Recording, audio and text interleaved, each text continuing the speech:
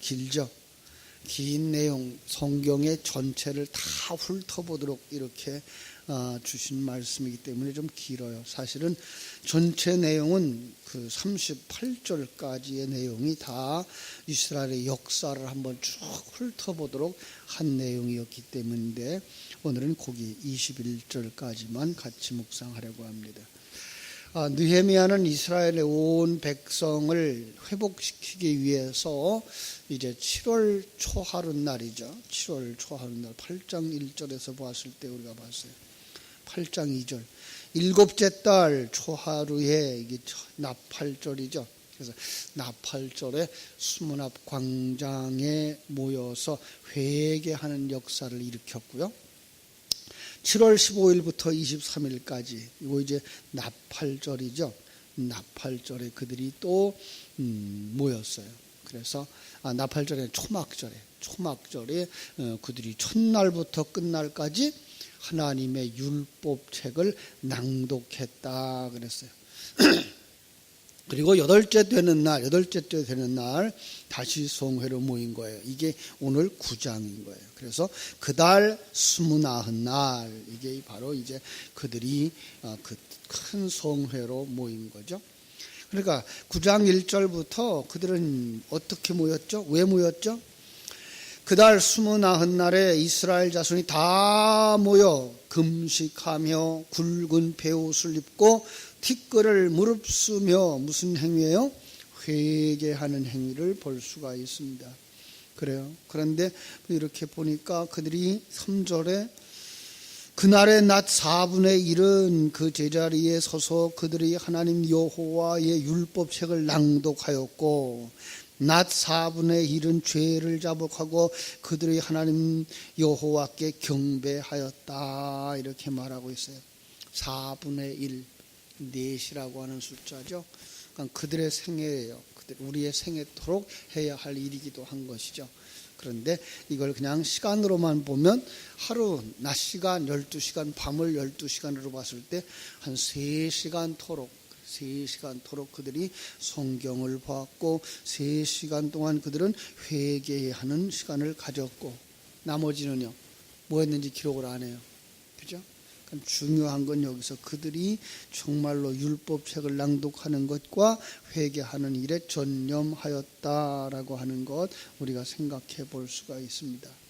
거기서 하나 더 그들은 2절에 모든 이방 사람들과 절교하고 이방 사람들과 관계를 끊고 그래서 이제 그들이 참 하나님의 큰 회개의 역사를 일으켰을 때 하나님이 이스라엘 나라를 회복시켰다라고 하는 내용을 보면서 많은 사람들은 이걸 단순한 이스라엘 역사 속의 하나의 사건으로 보기 때문에 이렇게들 설교하기를 좋아하죠. 우리도 이렇게 회개하면 우리도 이렇게 말씀을 보면 하나님이 우리를 회복시키실 거다. 우리나라에도 이와 같은 회개의 역사가 일어난다면 하나님이 교회를 회복시켜 주실 것이고 나라를 회복시켜 주실 것이다. 그렇게 생각들을 하고 그렇게 설교들을 해요. 안타까운 오늘 우리가 살고 있는 현실이 정말 안타까운 것은 사실이에요. 그러나 하나님은 이러한 사건을 사람이 하는 것이 아니라 하나님이 하고 있는 것을 보여주시는 거예요. 그래서 이거 잊어버리면 안 돼요. 하나님이 일하시는 것 100% 하나님이 일하시는 거예요. 그런데 그게 밖에서 일어나는 일이면 우리와 관계가 없어요. 모든 일은 누구와 관계 있어야 돼요? 나와 관계 있어야 돼요. 그래야 나의 구원의 역사를 이루는 거예요. 세상을 움직여 가시는 분은 하나님이신 걸 우리가 절대적으로 놓치면 안 돼요. 물론 사람을 통해서 전쟁도 일어나고 평화도 이루어지고 경제가 발전하기도 하고 해요. 근데 그거는 그렇게 중요하지 않아요. 사람들은 거기에 큰 관심을 가지고 있어요. 그래서 경제가 부흥되어지고 평안하면 이걸 그냥 하나님이 주시는 복 이렇게만 생각하는 거죠. 근데 사실은 우리가 역사를 살펴보면 그렇게 화려했던 왕들은 그 화려함 속에서 타락한다고요. 하나님이 우리에게 주시는 것은 그냥 거기에서 물들어가고 거기에서 누리고 살아가는 것, 그래서 평안하면 행복하고 많으면 좋은 것, 그것이 아니고 이 모든 것을 통해서 나를 만들고 있는 그것 보라는 거예요. 하나님의 백성들을 만드는 이것 보라는 거예요. 그러니까 성경을 거울로 삼아서 나를 볼 수 있어야지, 그때는 그랬으니까 그랬을까, 얼마나 좋았을까, 나하고 무슨 상관이 있어요. 우리는 우리의 신앙과 관계 있어야 돼요. 우리의 신앙과 관계 있어야 되고, 나하고 내 주변 사람들과 함께 이루어져 가는 천국을 바라다보면서 나아갈 수 있어야 되는 거죠. 그죠? 여러분, 이스라엘 백성들이 지금 가나안 땅으로 돌아오게 된 거, 자기들이 잘해서 그랬어요? 에스겔서에 우리가 그들이 어떻게 돌아올 것인가를 쭉 설명할 때 하나님은 그들이 잘할 거야, 그들이 어떠한 일을 해서 돌아올 거야 라고 말하고 있잖아요. 다시 말하면 타락한 인생들이 돌아오는 것은 하나도 자기의 힘으로 돌아오는 게 없는 거예요. 누가복음에 가면 15장에서 잃은 양을 찾는 비유도 나오고, 잃어버린 동전을 찾는 비유도 나오고, 그죠? 아들을 찾는 비유도 나오고 이러는데, 거기서 자기가 스스로 깨달아 돌아오는 건 없어요. 거기에 하나님의 은혜가 임하여지고 하나님의 사람이 찾아가죠. 목자가 찾아가서 어린 양을 찾아가지고 오고, 여인이 방을 샅샅이 뒤지면서 잃어버린 드라크마를 찾아가지고 오지, 자기가 걸어오질 않아요. 양이 찾아와요. 양이 어떻게 길을 알아가지고 매 하고서 집으로 돌아와요? 성경은 그렇게 얘기를 하질 않아요. 동전이 자기가 발이 달려가지고 주인의 주머니까지 다시 돌아와요? 그런 일은 없어요. 결국은 성경 속에 나오는 이 회개의 역사는 하나님이 하신다라고 하는 걸 성경은 보여주는 거죠. 자칫 오해하는 게 이제 탕자의 비유에서 탕자가 스스로 깨달아서 돌아온 것처럼 여기죠. 그렇게 여기지 말라고 비유를 이렇게 5개를 묶어주면서 거기서 이건 목자가 하는 거야, 이건 주인인 여자가 하는 거야를 가르쳐주면서, 이 나머지도, 그 아들이 돌아오는 것도, 바로 우리가 그 주님 앞에 돌아오는 것도 우리 스스로가 아니라 하나님의 강한 역사, 찾아오심, 회개케 하심, 예수 그리스도의 희생하는 십자가가 있어서 돌아오는 거구나를 알게 하시는 사건이거든요. 이스라엘 백성들이 바벨론에 돌아오는 것도 마찬가지였어요. 첫 번째 무리를 끌고 돌아왔던 스룹바벨, 그 스룹바벨이 잘나서 그래서 왕에게 가서 청해가지고 그래서 돌아왔어요? 아니잖아요. 고레스 왕이 하나님의 은혜를 입고 칙령을 내려서 이스라엘 백성을 돌아가라, 성전 건축해라, 성을 회복해라, 이렇게 얘기를 해서 돌아온 거죠.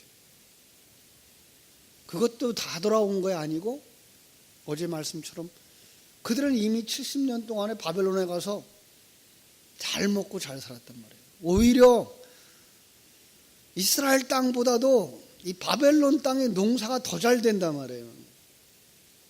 강가고, 옛날 애굽의 하란 땅처럼 물이 흔하니까 농사도 잘 됐단 말이에요. 그리고 70년 동안 정착했단 말이에요. 심지어는 왕궁의 술 맡은 관원의 자리까지 올라갔단 말이에요. 그런데 돌아가라니까 돌아와요?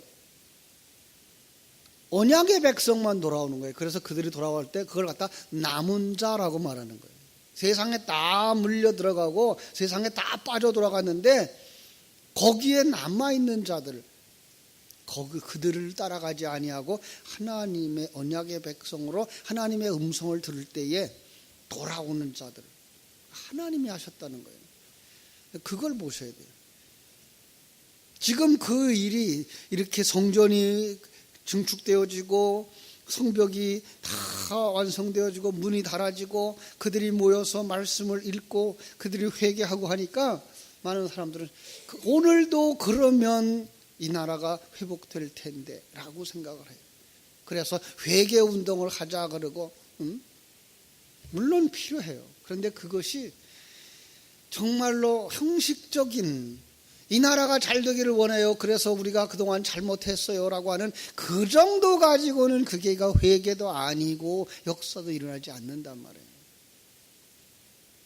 우리는 정말로 그 생명과 진리 가운데서 진정한 회개를 이끌어내기 위해서 뭐 해야 돼요? 그들이 한 그 기도의 내용을 한번 묵상할 필요가 있는 거예요. 근데 그 묵상하기 전에 앞장서 있는 사람들이 있는 거예요. 지금 4절과 5절에 보면 누가 나와요? 레위 사람들이 나오죠. 하나님의 선택받은 자들, 그리고 그들 앞에 지도자로 세움받은 자들, 그들이 앞장서서 그들을 도와주고 이끌어가는 거예요. 그러니까 에스라는 분명히 거기서 그들의 배후에서 그들을 도와줬겠죠.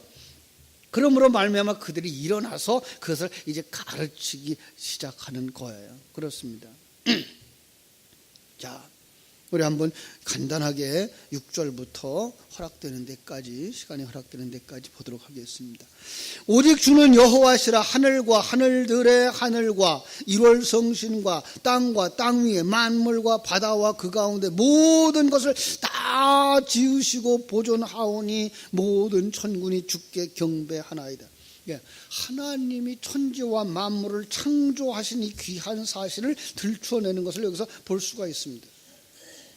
하나님의 역사, 특별히 우리가 그 모세오경을 통해서 알게 해준 하나님의 천지 창조에서부터 아브라함의 역사에서부터 이 모든 이야기들을 이제 우리가 점검해 가면서 그 속에 하나님이 이런 은혜를 베풀어 주셨는데도 불구하고 우리는 타락했습니다라는 얘기를 하고 있는 거죠. 그죠? 다시 말하면 지금 여전히 존재해요. 여전히 하늘에 해가 존재하고 여전히 바다가 존재하고 산이 존재하고 계절이 바뀌고 그걸 통해서 하나님은 우리에게 뭐 하고 계시는 거예요? 하나님의 존재를 계시하고 있는 거예요. 하나님이 우주를 만물을 다스리듯 우리의 인생을 섭리하고 계신 것을 가르쳐 주는 거예요. 그런데 그걸 보지 못하고 그 하나님을 보지 못하고 그가 주인 된 걸 보지 못하고 그가 우리의 왕인 것을 인정하지 아니하고 뭐 하고 있는 거예요?